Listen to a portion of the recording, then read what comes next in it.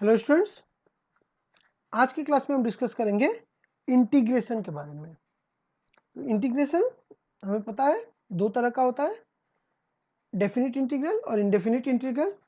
हम indefinite integral से शुरू करते हैं।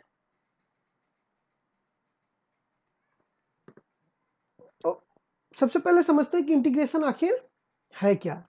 Integration is a way of uniting the part to find a whole. In the integral calculus, we find a function whose differential is given. Thus, integration is the inverse of differentiation. यानी कि simple शब्दों में हम अगर से कोई पूछे कि इंटीग्रेशन क्या है तो हम बोल सकते हैं integration is the inverse of differentiation. Integration is used to define and calculate the area of a region bounded by the graph of functions. The area of the curved shape is approximated by tracing the number of sides of the polygon inscribed in it. We obtain two forms of integrals, indefinite integral and definite integral. तो आज हम discuss करने जा रहे हैं indefinite integral के बारे में। तो हम शुरू करते हैं इंडेफिनिट इंटीग्रल को ही। तो इंडेफिनिट इंटीग्रल क्या है कि if f of x be a function of x, then the collection of all its primitives is called indefinite integral of fx and is denoted by integration of fx dx. Thus, derivative of five x plus c is equal to f x, क्योंकि derivative of constant zero होता है तो derivative of five x plus c is f x and therefore integration of f x क्या हो जाएगा, integration of f x equal to five x plus c. यानी कि बोला पहले ही हमने बोला कि integration is the inverse of the derivative, तो इनवर्स ले लेंगे तो ये हो जाएगा five x plus c. Here the symbol जिसको हम लोग इंटीग्रेशन का सिंबल बोलते हैं is called the integral sign. F of x is the integrand जिसका इंटीग्रेशन होगा, x is the variable, x is the variable of integration and d x, यहाँ पे डी एक्स जो है, ये डी एक्स जो है, this d x is the element of integration. So ये integration of f x d x में ये इंटीग्रल का sign, f x is the integrand, x is the variable and dx is the element of integration. The process of finding an indefinite integral of a given function is called integration of the function. तो हम देखते हैं हमने अब ये integration का जो formula है, ये इंटीग्रेशन कैसे होता है, किसी फंक्शन का इंटीग्रेशन कैसे का फॉर्मूला क्या होता है वो हम देखते हैं। तो एक बार हम लोग थोड़ा एक नज़र में फॉर्मूला को देख लेते हैं, फिर आगे बढ़ते हैं।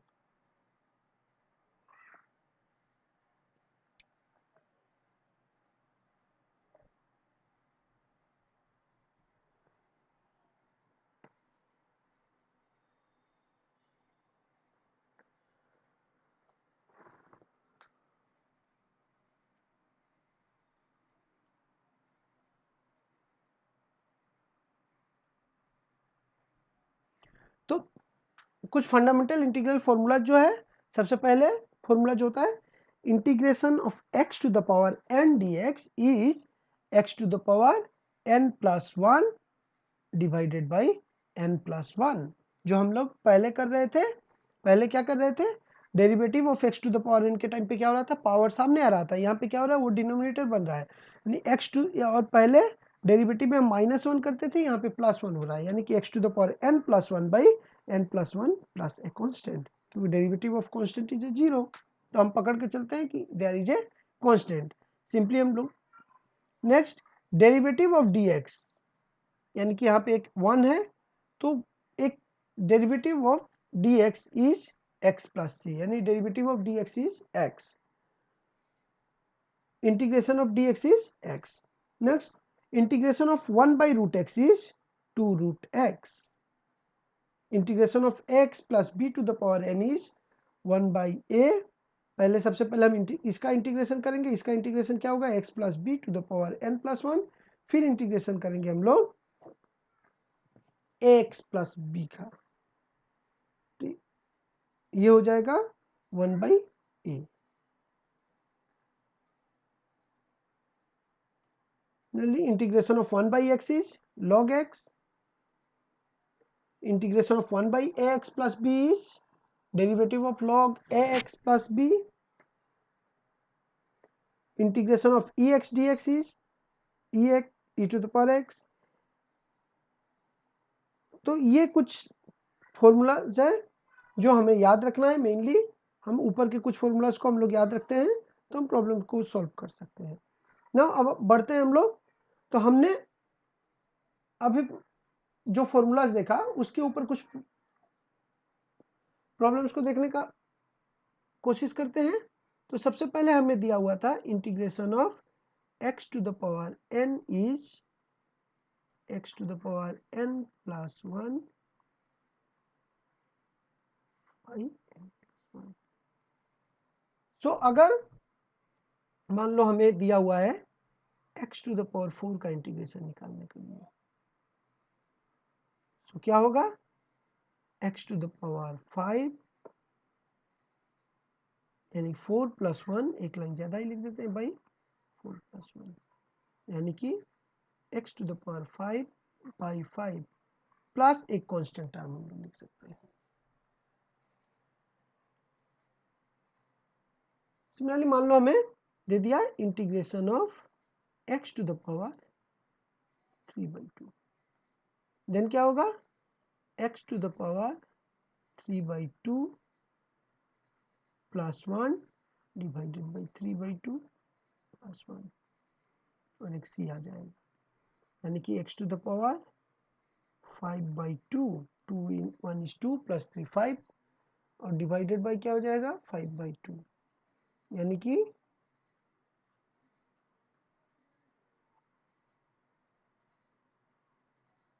x to the 2/5 x to the power 5/2।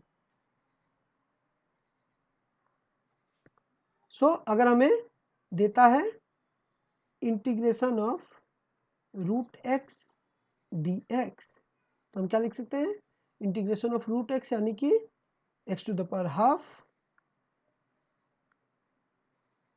dx यानी कि x to the power half plus 1 divided by half, यानी कि x टू द पावर 3/2 यानी कि 2/3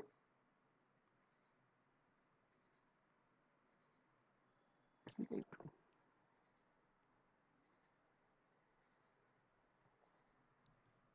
अगर हमें दे देता है इंटीग्रेशन ऑफ 6 dx, तो हम क्या लिखेंगे, 6 integration of dx is equal to 6x plus c।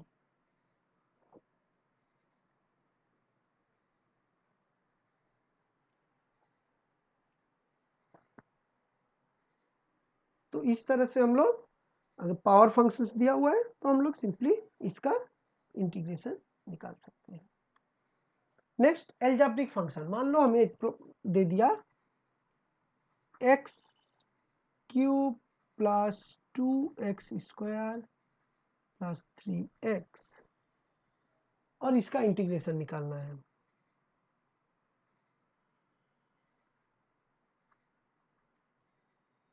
तो क्या हो जाएगा, integration of x cube dx plus integration of 2x square, 2 को बाहर रखा, plus 3 integration of x dx। यहाँ पे क्या हो जाएगा, x to the power 4/4 plus 2 into x cube by 3 plus 3 x square by 2 और यहाँ पे एक प्लस सी आ जाएगा। तो ये होगा हम लोग का रिजल्ट।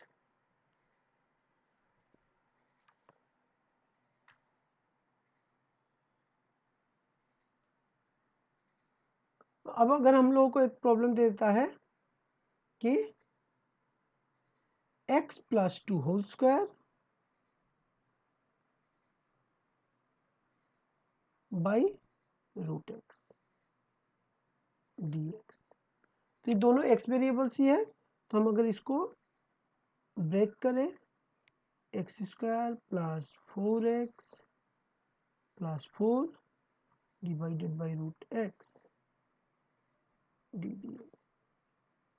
एक्स, सो ये क्या हो जाएगा, x square by root x. तो हम एक की बार में अगर x square by root x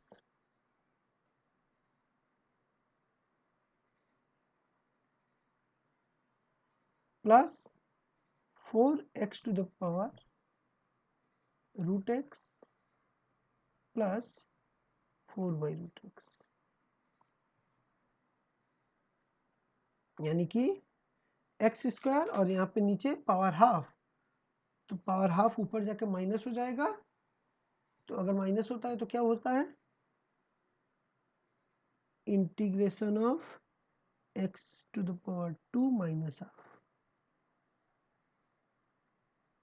plus integration of 4 बाहर लिया, x to the power 1 minus half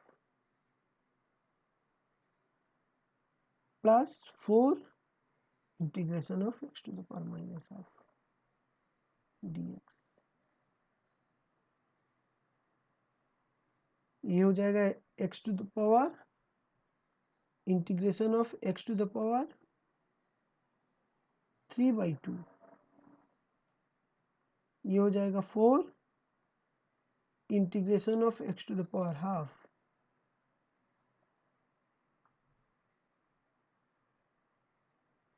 और ये हो जाएगा 4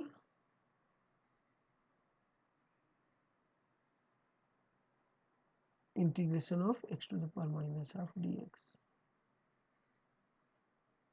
तो यहाँ पे क्या हो जाएगा, x to the power 3/2 plus 1 divided by 3/2 plus 1 plus 4 x to the power half plus 1 divided by half plus 1 plus 4 x to the power minus half plus 1 divided by minus half plus 1।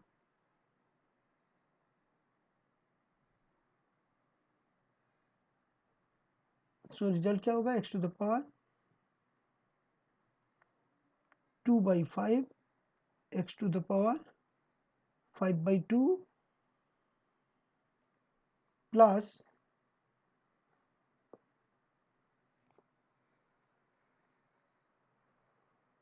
4 into 2/3 8/3 x to the power 3/2 plus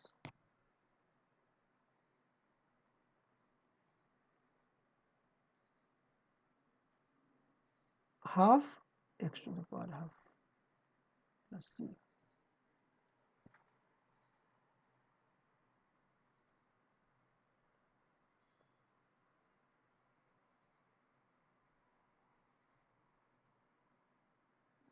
यहाँ पे एक सामने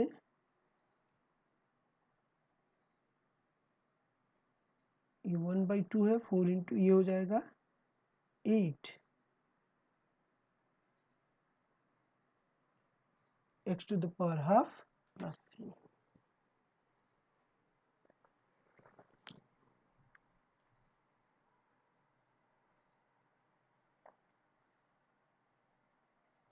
तो इस तरह से हम लोग एल्जेब्रिक फंक्शन का इंटीग्रेशन निकाल सकते हैं।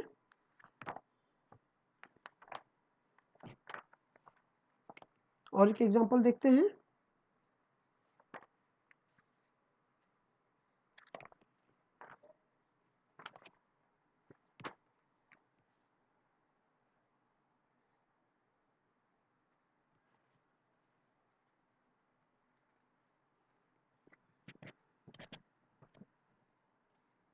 मान लो हमें एक प्रॉब्लम दिया है, integration of root x minus 1/√x dx, यानी कि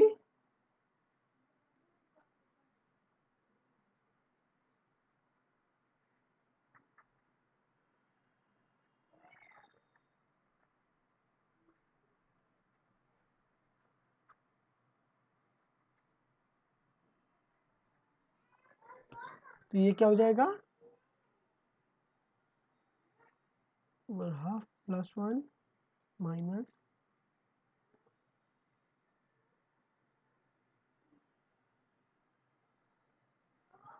x to the power 3/2 minus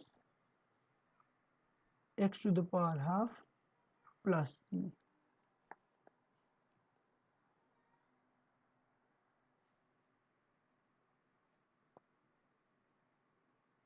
और नीचे होगा ½ + 1, इधर होगा -½ + 1, यानी कि 2/3 और यहाँ पे ½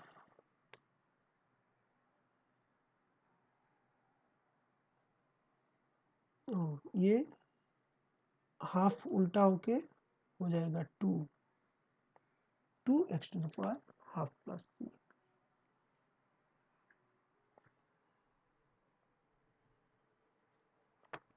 नेक्स्ट और एक प्रॉब्लम देखते हैं।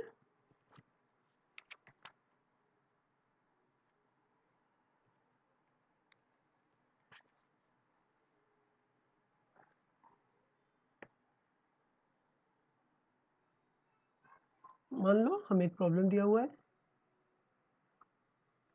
e to the power 2x plus 1/e to the power x।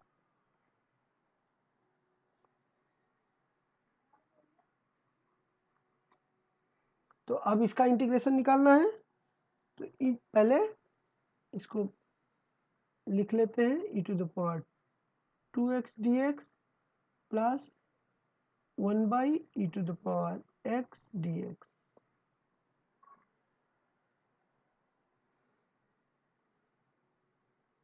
तो ये क्या हो जाएगा, ये तो e to the power 2x है ही,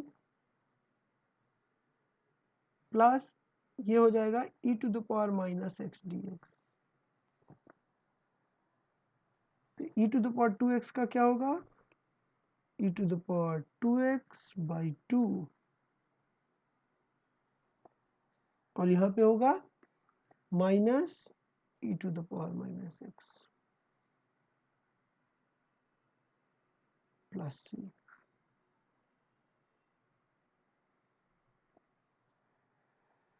तो ये कुछ प्रॉब्लम्स था, एग्जांपल्स जो हमने देखा समझा इंटीग्रेशन के आज की क्लास में, जिसको हम लोग अलजेब्रिक फंक्शन भी कहते हैं।